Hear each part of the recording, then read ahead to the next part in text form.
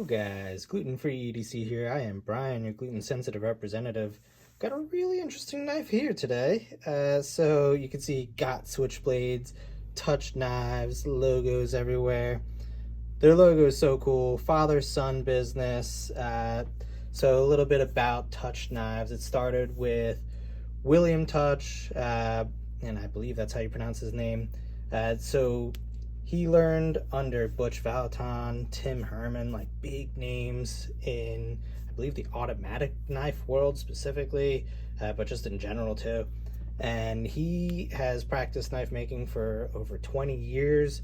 His son, Eric, started a little over 10 years ago and has been making knives, learning all he can from his father. So really cool to see these logos there.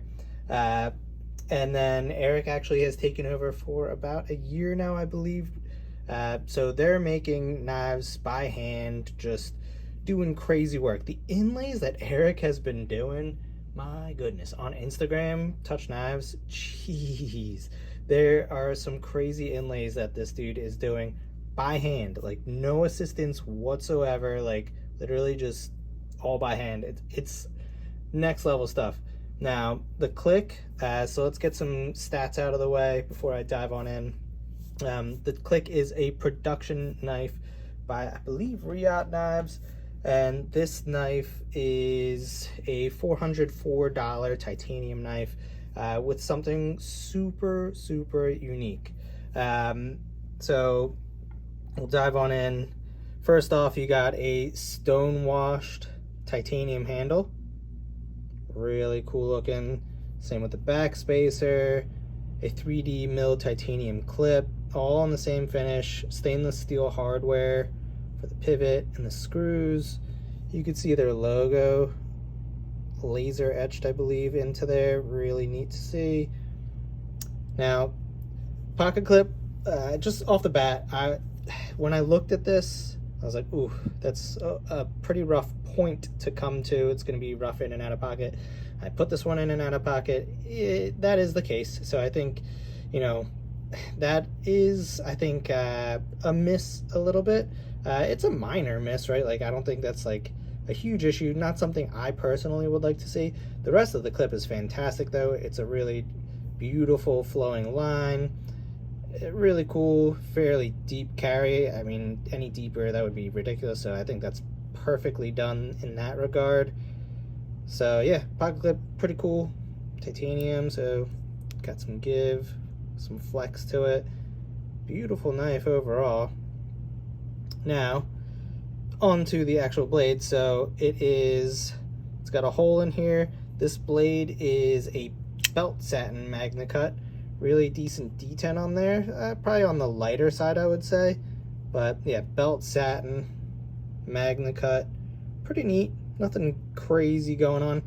I think overall, like, the blade size is a bit off to the handle ratio wise, but I assume that is because of the mechanism that's in here. So you want to get a full four-fingered grip. I have smaller hands. I wear a medium-sized glove, but definitely on the smaller side. So if you've got like a medium-sized hand, maybe you'd be able to fit. Large hands is going to just be too small for you, honestly. But what I was saying, like the ratio, a bit odd. So blade length is 2.7 inches, so not too much. And then overall 6.4 inches. So this is just in general a really small knife. Now it's a frame lock, right? So you push that over, and doing so is super easy, and it can like almost fall shut with a few tiny little shakes, right? So you get it home, very cool. You could pinch and just roll it up with your thumb. Super awesome. I like that a lot. Yeah, overall I think decent action there. Like, can't complain. It's super smooth. Everything's centered perfectly. There's no blade play. I think that's important to note, because what I'm going to say next is this isn't just a manually opening knife. For those of you that are in the know, Tuch Knives are known for their crazy automatic deployment. Like I said with William, learning from like Valentine, the likes, they've got really cool stuff going on. Now they patented, I believe, this mechanism, right? So you can see right here, there is two little pieces here. So this is one solid chunk on this side, and on the right side you got two distinct layers. So it might seem like magic. How did I do that, right? And I purposely let off it slowly. I'm going to show that one more time. Now you have tension here, right? So you have it'll spring back. You have tension. You have to click that back into place so it won't fall shut like it did when it was manually deployed. But I'll do this slowly. I'm holding it. Do you notice? So what's happening here is the scale is actually causing it to release. I think it kind of is like a shark lock almost on the spring, if you're familiar, or more like a back lock where that's just coming out and allowing the spring tension to deploy the blade. So really cool. So again, there's tension here. It's going back. I'm not pushing it back up, right? But if I take it out manually, now there's nothing. Just normal detent. Pretty wild. So I think that's just something that is just very unique, like how they're accomplishing that and the level of action that they're getting. It's almost fall shut with a 2.7-inch blade. Now on their customs where it has bigger blades, yeah, their knives are fall shut. Like they're crazy action. So they achieved a similar level of action both in deployment and in I guess closing, which is insane. So this becomes an incredibly fidgety knife because you can just switch it up any way you want, and it's just wild to me that they're doing all that in this knife. So yeah, really cool knife overall when it comes to just how you're deploying it and the action associated with both deployment methods, be it manual or automatic. Now, as far as the blade goes, you know, pretty cool. You got just a flat up top. You do have a swedge going along. It's a flat, right? They have the thumb hole, which I always like to see. Thumb holes just work beautifully. One of the other misses that I would note is what I assume, and I only know this from talking to a few knife nerds, I assume this is involved in the lockup, almost like a kick, against the stop pin, right? So I think that's why they did that. But it's kind of odd because that's a decent chunk of the blade that's utilized for that. So it's a bit odd, but just assume that, you know, blade starts where my nail finally hits. So you really just have like a very small amount of blade. And for whatever reason, like because the blade's so small in comparison to the handle, it's like almost like a scalpel.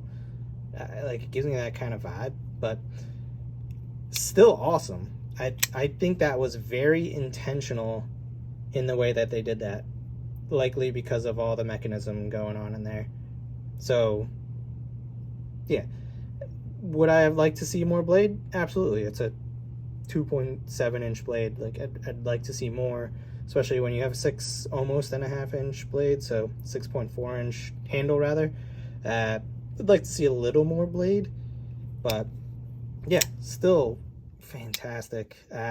Action is crazy both ways, super fidgety like I said. The lock bar, super easy to maneuver or manipulate, so push it over, plenty of access. So I think they did it really well. I think design-wise, really nice. This is super comfortable in the hand. So if you do have smaller hands, totally works perfect.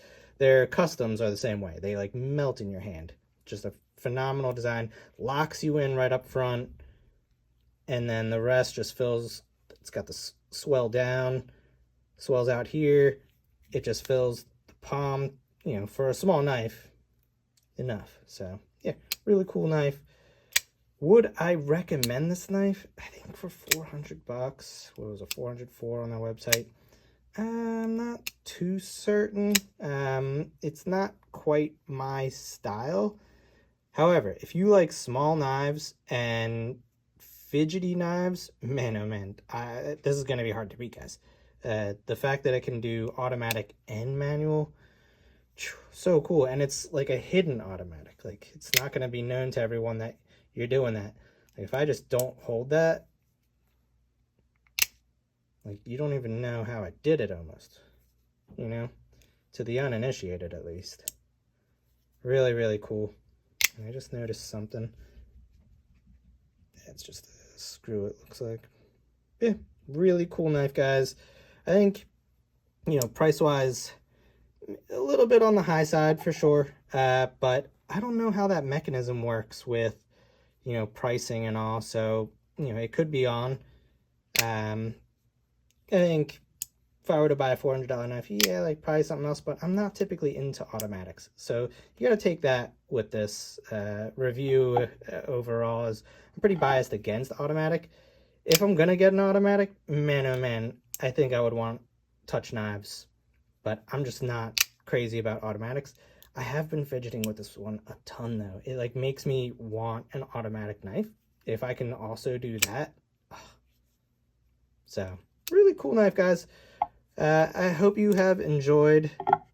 If you have any questions, please post them in the comments below. I'd be happy to answer them and just chat with you guys. Otherwise, until next time, it's been real. Take care.